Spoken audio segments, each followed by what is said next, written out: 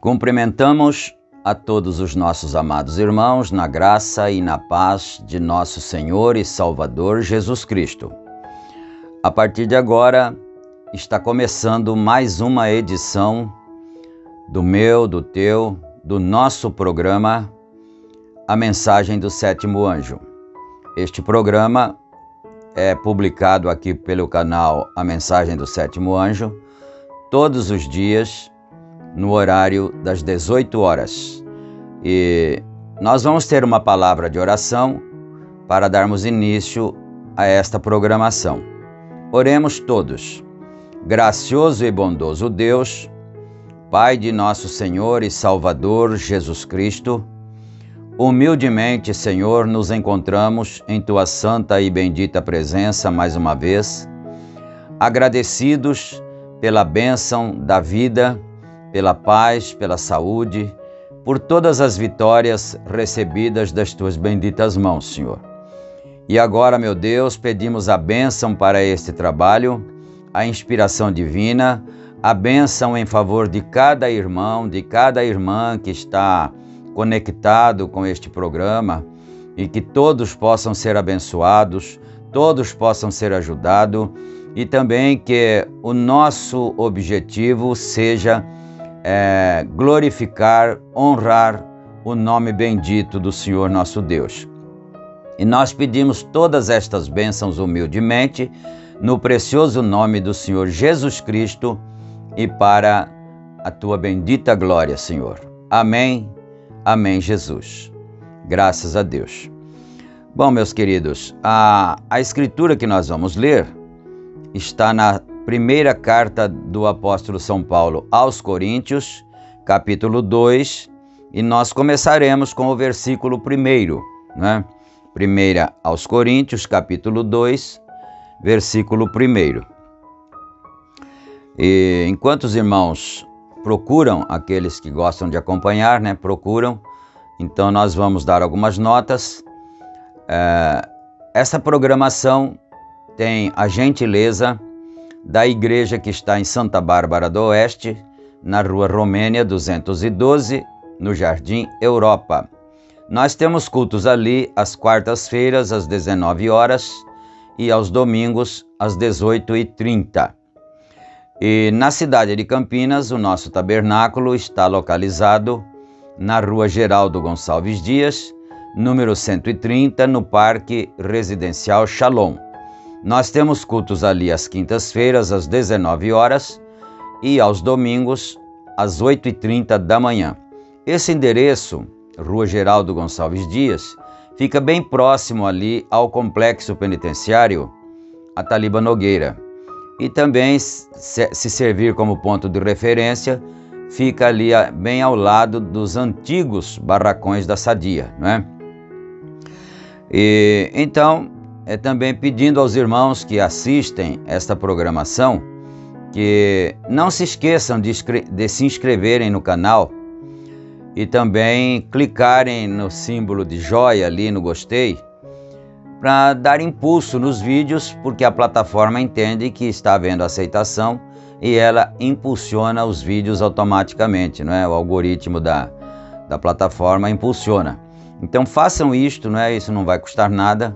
Se você gosta da programação, se gosta de ouvir a palavra, então não se esqueça de clicar no gostei e também de se inscrever no canal, não é? E também você pode ativar o sininho de notificações, e aí então você também receberá no seu dispositivo toda a programação. E nós temos também 3 grupos de WhatsApp, onde são publicados também toda a programação do canal. Então, se você desejar fazer parte de um dos grupos, você pode pedir para ser adicionado como participante, e nós faremos isso. Tem aí o número do WhatsApp na descrição, e também você pode fazer isso através dos comentários, se desejar, não é? E agora, sim, mais um detalhe. Deixa aqui nos comentários o teu pedido de oração. É muito importante a Bíblia diz, comunicai com os santos nas vossas necessidades. Então deixa o teu pedido aí e nós estaremos orando em teu favor, com muita fé, com muito amor divino, com muita seriedade, nós estaremos pedindo a Deus em vosso favor, não é? Muito bom. Dito tudo isto, então, nós vamos para a leitura da palavra do Senhor, conforme nós anunciamos aqui. 1 aos Coríntios, capítulo 2, começaremos no versículo 1. E eu, irmãos, quando fui ter convosco, anunciando-vos o testemunho de Deus, não fui com sublimidade de palavras ou de sabedoria, porque nada me propus saber entre vós, senão a Jesus Cristo e este crucificado. E eu estive convosco em fraqueza, e em temor, e em grande tremor. A minha palavra e a minha pregação não consistiram em palavras persuasivas de sabedoria humana, mas em demonstração do Espírito e de poder, para que a vossa fé não se apoiasse em sabedoria dos homens, mas no poder de Deus.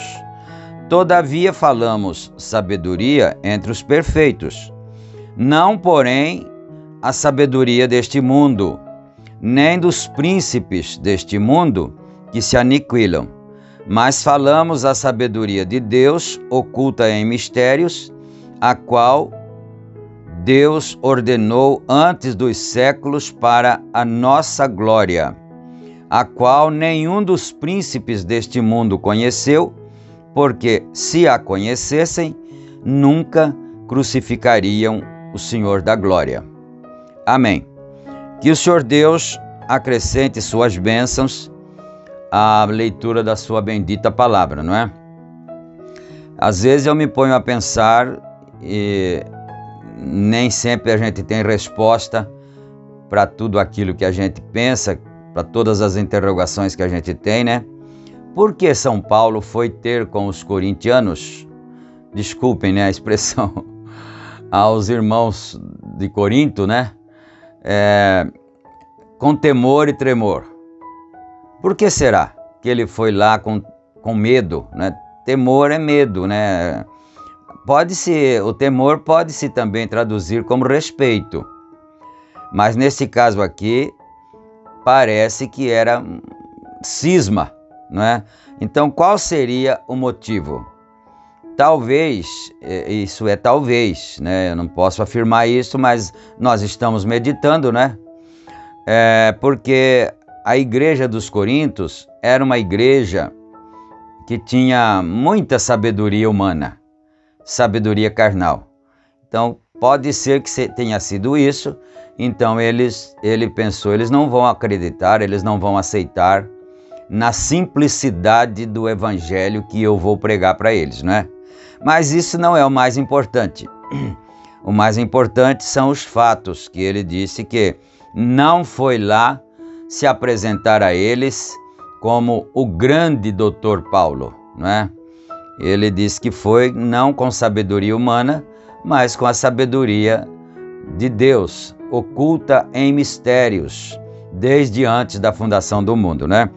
E agora nós vamos aqui, então, para a continuidade do estudo da mensagem, que está em apreço, é sua vida digna do Evangelho.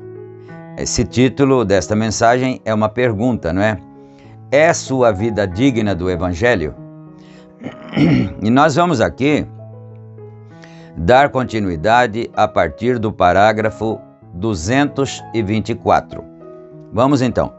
Sim, eles são neuróticos, altamente educados. Graus, faculdades. Nós tomamos mais tempo educando nossos filhos com álgebra e biologia do que tomamos com a Bíblia.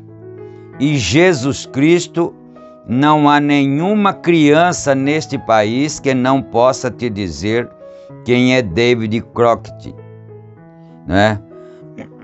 Eu não posso dizer quem seria esse personagem, mas pelo jeito que o profeta está dizendo, seria uma grande personagem. Às vezes é um comediante, às vezes, enfim, alguma coisa assim, não é? Quem é David Crockett? Não há nem um terço delas que pode te dizer quem é Jesus Cristo. Então isso aqui é uma realidade nas sociedades, né? Principalmente, quanto mais educados que nós queremos dizer, não é assim ter princípios de educação, princípios de respeito, não é isso, não é? Educados no estudo, nas escolas, nas faculdades e assim por diante. Então ele diz isto, não é? Então, certamente são. Como poderia ir adiante, como eles fazem? Simplesmente recordem. E as igrejas apoiam isto quando a Bíblia o condena. Então, digo, estão os ministros neuróticos. Quer dizer, olha a situação em que o mundo chamado cristão se encontra. O mundo religioso, né? Porque as famílias não têm a preocupação. No Velho Testamento, nos dias do Senhor Jesus Cristo, por exemplo, os judeus tinham uma certa preocupação de os pais, na hora de dormir, a família ir se recolher, eles assentavam ali à beira da cama com as crianças e ficavam contando para as crianças as coisas que Deus tinha feito no passado, nos dias de Moisés e nos dias de outros profetas, e assim por diante, as grandes vitórias que Deus deu milagrosamente ao povo dele, não é? Então os pais tinham essa preocupação.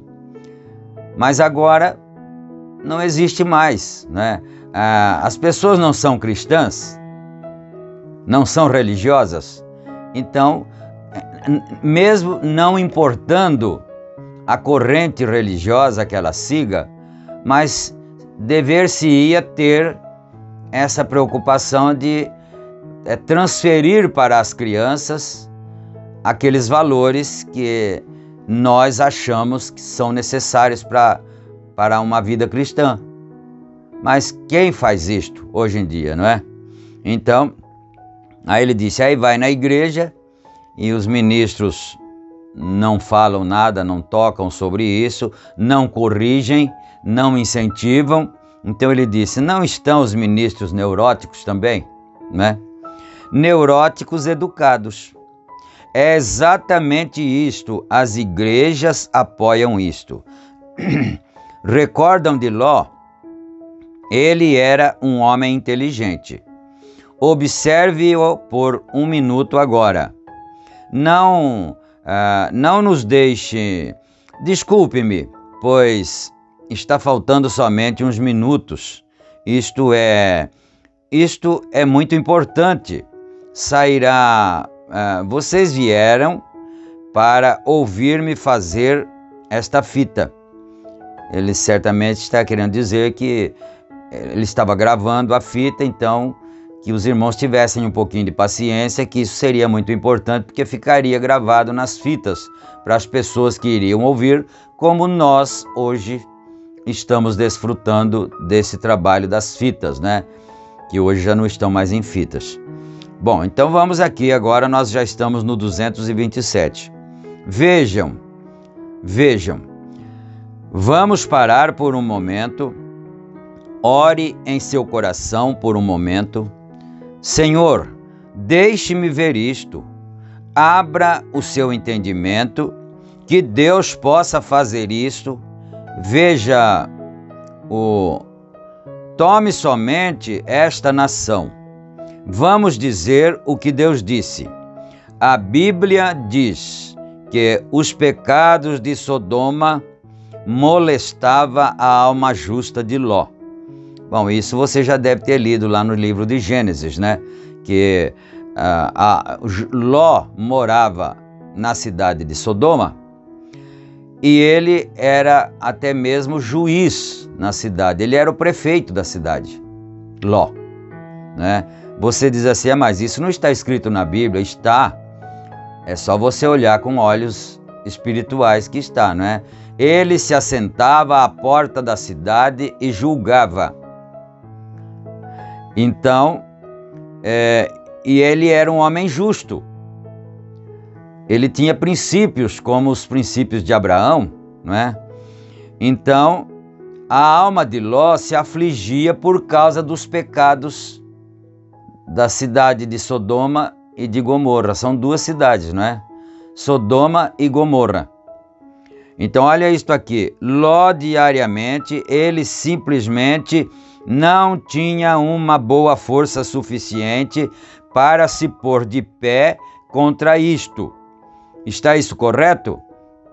Então, Ló, estava praticamente, mesmo sendo justo, mesmo sendo contrário à prática dos pecados de Sodoma, tanto é que Sodoma e Gomorra foram destruídas. E Jesus disse que como foi nos dias de Ló, seria também nos dias da vinda do Filho do Homem, não é? Então, os pecados de Sodoma chegaram à presença de Deus, às narinas de Deus, como um mau cheiro, a ponto de Deus destruir as duas cidades, não é?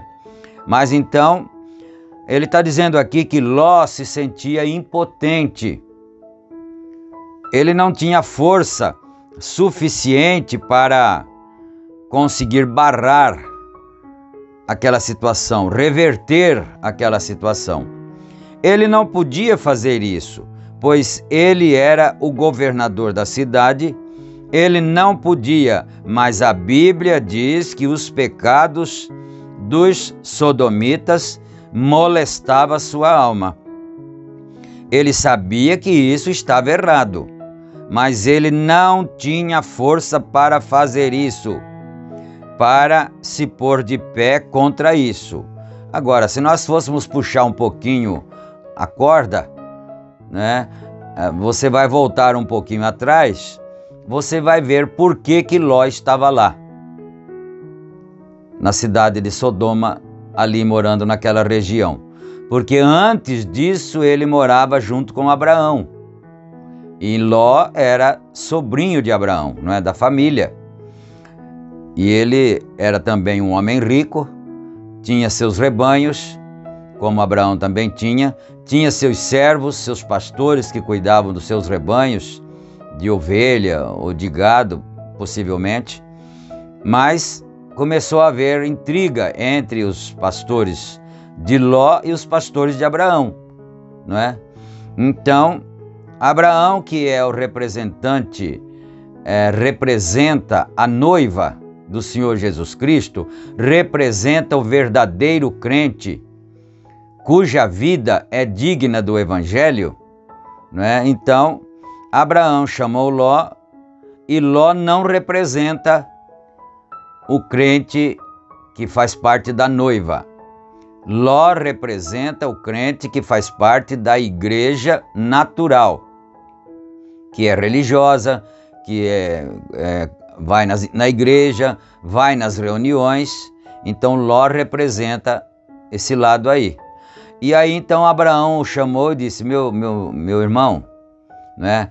Não é bom que nós tenhamos contendas entre nós. Olha isto, olha a posição de Abraão. Não é bom que haja contenda entre nós dois, porque nós somos irmãos. E nem tampouco entre os nossos pastores. Vamos fazer uma coisa? Vamos nos separar? Você vai para um lado, eu vou para o outro. E eu te dou a prioridade para escolher o lado que você desejar ir. Se você quiser ir para a direita, eu vou para a esquerda. E se você quiser ir para a esquerda, eu irei para a direita. Eu te dou a prioridade. E a Bíblia diz que Ló levantou os seus olhos e olhou e viu as campinas de Moabe. As campinas de Moabe eram verdejantes, porque ali tinha água, ali tinha pastagem, então não dava perfeitamente certo para ele. Então vamos para lá com o nosso rebanho, e lá tem muito pasto, mas e o tio Abraão? Não, isso aí é problema dele, ele se vira, né, depois, né? Ele deu a prioridade para nós, né? Por que ele não fez como Ruth, Ló? Por que ele não fez como Ruth? Ele podia ter dito: não me instes, meu tio, meu irmão e tio, não me instes de sair de ao pé de ti, né? Onde tu fores eu irei. Onde tu dormires, eu também dormirei. Onde tu morreres, ali também morrerei eu. Onde fores sepultado, ali serei eu sepultado. O teu Deus é o meu Deus. O teu povo é o meu povo. Por que ele não tomou a mesma decisão de Ruth, né? Mas ele aceitou então a proposta, que era muito boa, porque você sabe, um verdadeiro cristão não tira proveito da vida de ninguém. Essa é a verdade. Ele sofre. Ele muitas vezes sofre perdas, sofre danos, mas sofre calado, não é? Então, se ele tivesse tomado essa decisão como Ruth, não teria acontecido depois do que aconteceu, não é? Mas vamos aí então.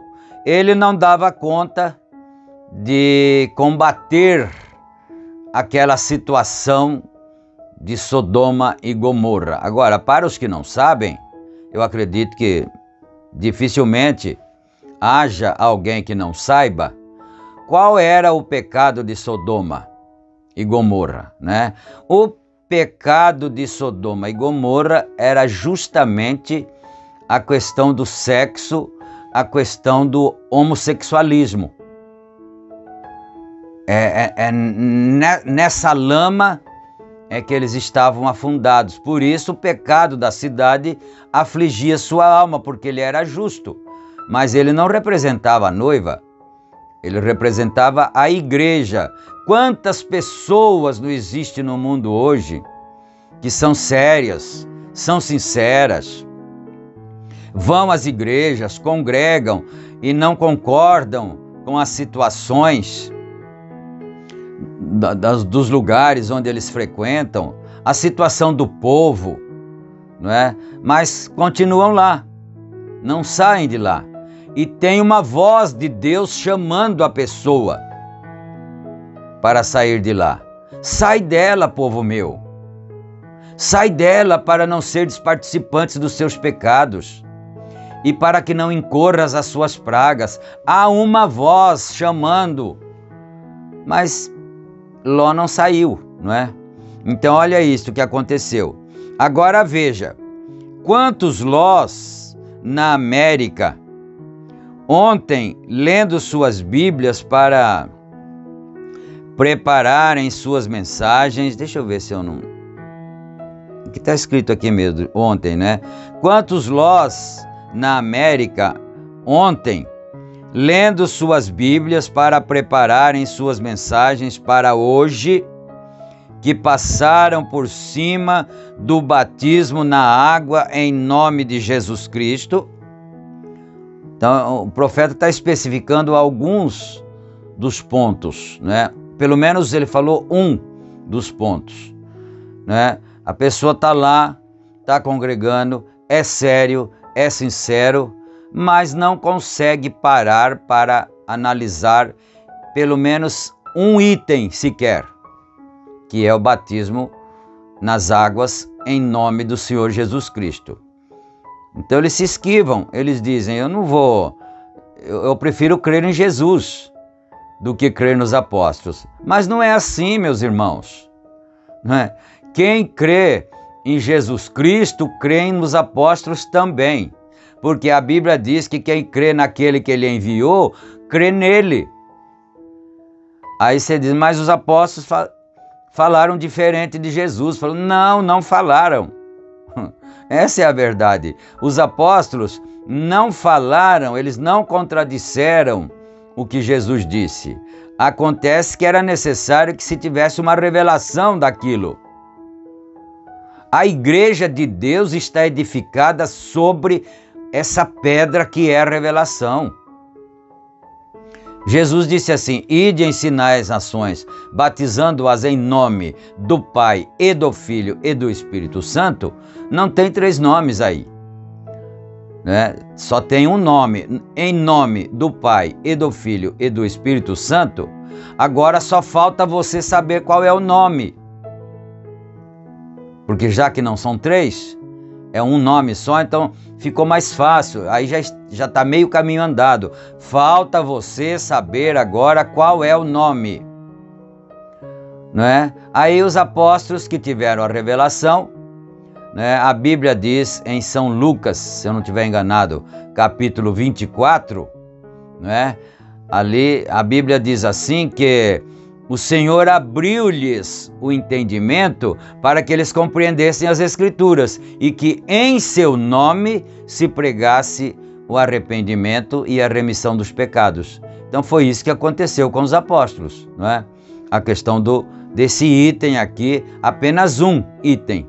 Mas as pessoas, mesmo sendo sinceras, rejeitam a revelação, rejeitam a palavra.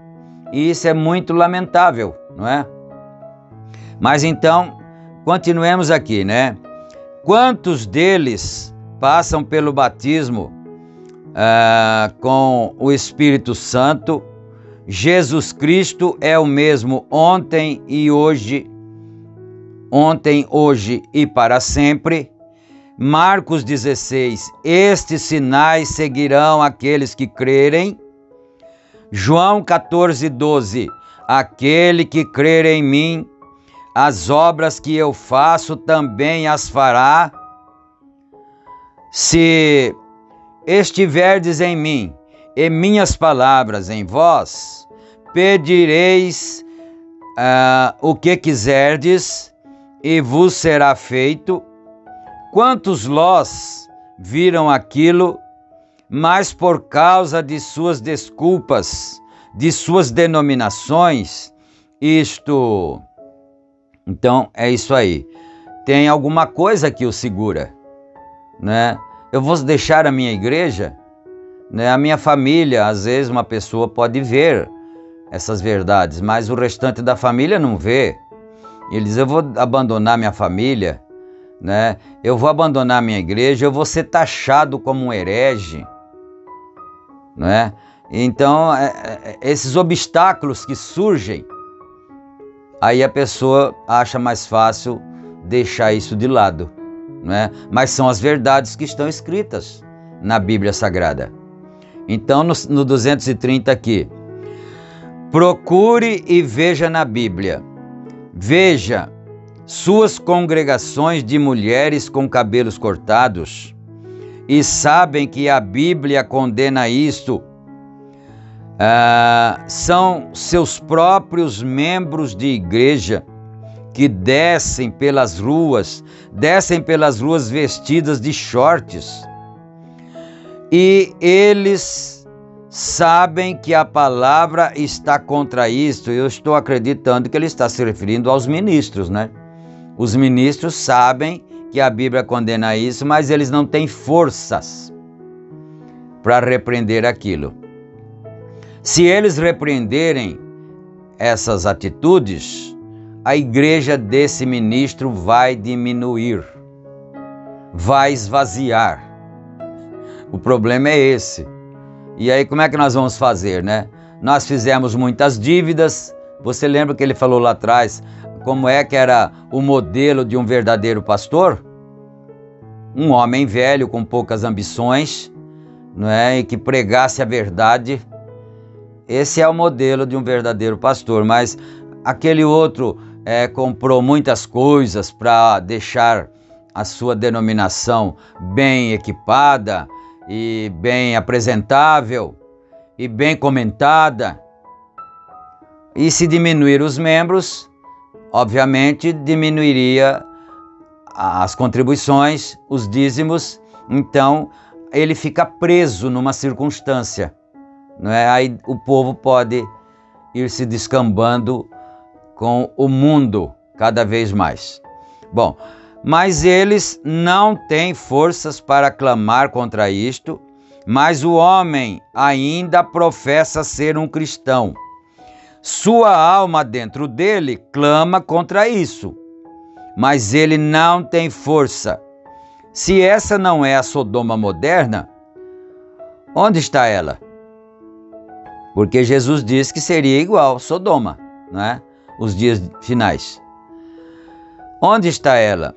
Deus nos dá alguém que clamará contra isto. Isto é certo. Como João Batista disse, já está posto o machado à raiz das árvores. E é disto que necessitamos hoje. Então chegou João Batista, aquele homem esquisito, né, vestido com aquela roupa de pele ali. A comida dele não era uma comida convencional. E ele era grosseiro, ele era lá do mato, né? Saiu lá do mato para vir trazer a mensagem de Deus na cidade. E ele dizia, a mensagem dele era essa: o machado está posto à raiz das árvores, né? Então, vejam, eles são uma Sodoma moderna. Recordem, veja, toda a terra tem se tornado uma Sodoma e Gomorra moderna. Ló outra vez vivendo.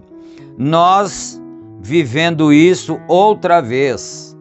pois suas condições honestas lhes diz, através da palavra, que ele está errado. Lá no fundo, ele sabe que está errado, não é? E vejam, em Chicago, na grande Chicago, quando aqueles 300 pregadores assentados lá, e eles, o Senhor me disse naquela noite o que eles iriam fazer.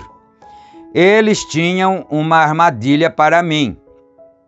Esses 300 ministros tinham uma armadilha para o profeta de Deus. Eles tinham uma armadilha para mim. Eu ia lá e eu fui e disse ao irmão Carson, eu disse, você não terá isso naquele hotel.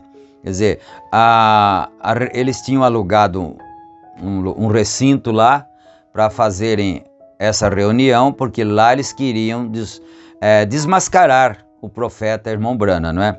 E ele teve uma visão e ele chamou esse irmão aqui, irmão Carson, e disse, vocês não terão a reunião naquele lugar lá. Deus tinha lhe mostrado uma visão. Você terá que levar isso para outro lugar, e esse será um salão verde, e eles têm uma armadilha para mim. Não tem, irmão Carson? Né? Ele apertou o irmão Carson na parede e o irmão Carson já sabia da situação, que tinha sim. O propósito era colocar o irmão Branham no canto da parede e refutar aquilo que ele pregava, né? Então ele disse, eles têm uma armadilha para mim lá, é verdade ou não é? Irmão Carson, ele abaixou sua cabeça. Ele se assentou lá no meu escritório há poucos dias atrás para eu ir a uma reunião em Chicago. Disse aqui, deixa eu ver, eu nunca esqueci aquilo, irmão Branham. Então isto é, passado muito tempo, ou pelo menos algum tempo, ele veio novamente ao irmão Branham, se assentou no escritório do irmão Branham e testificou isso. Ele disse, irmão Branham, eu nunca me esqueci daquilo, né? Então, e eu disse, eles têm uma armadilha para mim. Por quê, irmão Carson? Está você com medo de me dizer porque você e Tommy Hicks, eles abaixaram suas cabeças? Eu disse, Tommy, por que você não fala? Disse, eu não posso fazer isso. O irmão Tommy Hick, né, disse que ele não podia fazer isso. Quer dizer, eu não posso entregar o programa agora, né? Se eu entregar, eu vou ser taxado como um traidor do grupo 300 ministros, né? Então, eu vou parar aqui por causa do nosso tempo que já se esgotou. Mas nós vamos agora para o encerramento aqui e temos aqui um pedido de oração. Esse pedido foi enviado pelo nosso companheiro, irmão José Paião, não é? E ele está pedindo oração em favor de uma família. E essa família é Roberto Vidotti, Helenice Leão Vidotti e Ricardo Leão Vidotti. O irmão José só especificou aqui o último nome, que Ricardo Leão Vidotti é um garoto de 13 anos que sofre com problemas psicológicos, né? E possivelmente seja pai e mãe, então, né? É uma dedução da gente. Mas para Deus não tem problema quem seja, porque Ele já conhece as pessoas desde sempre, desde antes de nascerem, Ele já conhece a cada um de nós, né? Então nós vamos ter agora uma oração e eu convido a todos os irmãos que estão na nossa companhia, que estão conectados com a programação, que orem também fazendo uma corrente de oração. E também não nos esquecendo do nosso irmão Luiz Carlos, que ainda está ali no hospital aguardando um exame, não é? E também incluir a nossa irmã Maria Aparecida Alves dos Santos, que é a esposa do irmão Luiz Ferreira, e nós a chamamos carinhosamente, todo mundo a conhece por irmã Marinha, né? Vamos formar uma corrente de oração em favor também da irmã Marinha, que ela está precisando por motivo de saúde, né? Vamos orar então agora. Todos orando, não é somente o pastor não, todo mundo orando, formando essa corrente de oração, não é? Oremos agora. Senhor Deus, nosso Pai, em nome de teu santo Filho Jesus Cristo, eu estou com este pedido aqui em minha mão, Senhor, Roberto Vidotti, Helenice Leão Vidotti e Ricardo Leão Vidotti, e também apresentamos o irmão Luiz Carlos ao Senhor, que está sob as nossas orações todo o tempo, a irmã Marinha também, conforme já citamos, que também está precisando da bênção do Senhor. E ó Deus, segundo a inspiração divina, conforme o que nos veio, eu digo, como autoridade, como ministro do Evangelho, eu determino que a irmã Marinha seja curada imediatamente, que todo aquele mal saia de sua vida agora. Irmão Luiz Carlos também, e esses três nomes aqui, conforme nós já citamos, Roberto, Helenice e Ricardo, também eu uso a autoridade como ministro do Evangelho, no nome de nosso Senhor Jesus Cristo. Eu repreendo e ordeno e determino a cura divina, a libertação sob a inspiração de Deus nesta hora. E nós entregamos nossas vidas em tuas santas mãos, ó Deus, cada pessoa necessitada, cada pessoa que tenha problema, que tenha dificuldade, seja abençoada, seja curada, seja ajudada, no santo nome do Senhor Jesus Cristo. Amém. Amém. Graças a Deus. Então, meus amados irmãos, nós estamos chegando ao final desta apresentação de hoje, não é? E permitindo o Senhor, nós voltaremos amanhã. Esta programação aqui através do canal é a Mensagem do Sétimo Anjo, é o nome do programa, e a Mensagem do Sétimo Anjo é o nome do canal. Então, através deste canal, nós estamos aqui diariamente sendo publicado o programa no horário das 18 horas. E você convide também as pessoas que desejam, que você sabe que amam a palavra e que precisam ouvir a palavra, convide-os para ouvir, para assistir. Hoje todo mundo tem acesso, né, à internet, através de celulares ou através de computadores, enfim, hoje em dia é muito comum, né, o dispositivo Android móvel. Então, convide as pessoas, os amigos, aqueles que você ama, não é? Fiquem todos na graça e na paz do Senhor Jesus Cristo, e se Ele permitir, nós retornaremos amanhã, com fé no Filho de Deus. Deus abençoe a todos. Amém. Amém.